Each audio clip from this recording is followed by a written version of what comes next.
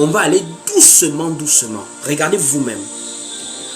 Lorsque Adam et Ève mangent de l'arbre, qu'est-ce qui se passe? Adam et Ève sont chassés de la présence de Dieu. Suivez très bien. Ils ne sont pas morts dans le jardin. Ils sont morts en dehors du jardin. Donc, la mort physique est entrée en vigueur lorsque Adam et Ève ont été éloignés par la désobéissance. Donc, la première des choses que la désobéissance a fait, c'est d'abord d'éloigner l'homme de Dieu. Parce que Dieu, c'est la vie. Or, la vie et la mort ne peuvent pas être ensemble, ne peuvent pas cohabiter. Donc, la première des choses qu'on remarque quand Adam et Ève mangent, c'est qu'ils s'éloignent. Dieu les chasse de sa présence. Et une fois qu'ils sont éloignés de la présence de Dieu, en dehors du jardin où il y avait l'arbre de vie, loin du jardin, la mort prend maintenant le pouvoir sur Adam et Ève, sur leur chair, et ils vont finir par mourir. Adam a vécu plus de 900 ans, mais il est mort.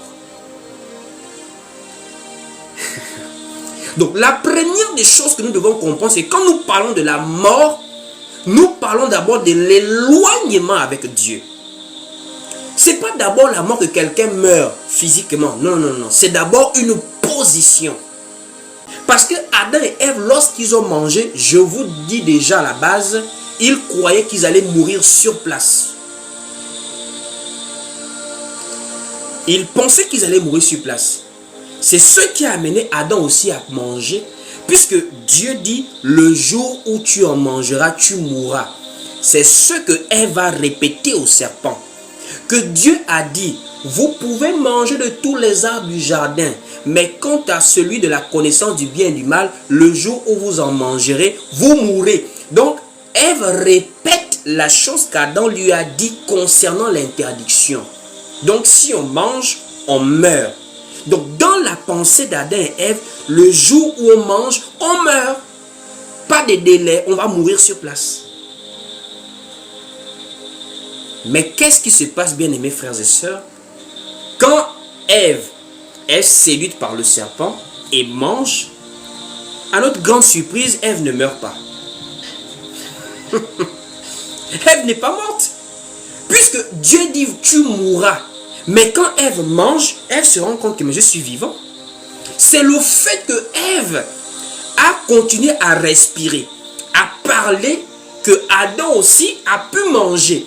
Puisque Ève a été comme le premier cobaye. Si nous mangeons, nous mourrons. Mais toi, Ève, tu viens de manger, tu n'es pas morte. Donc je peux aussi manger.